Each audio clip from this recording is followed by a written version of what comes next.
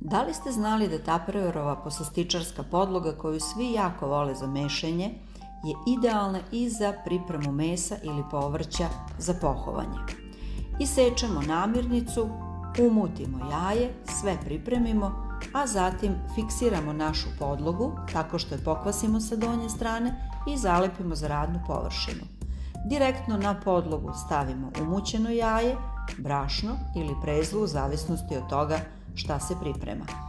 Sjajno je što sve obavljamo direktno na njoj, bez upotrebe 3, 4, 5 različitih posuda i sjajno je što je poslastičarska podloga jedna idealna i zdrava higijenska podloga na kojoj radimo. Odlično je i to što se jaje, iako je umućeno i nalazi pored brašna, apsolutno ništa ne meša. Kuvajte lako, kuvajte jednostavno, kuvajte zdravo koristeći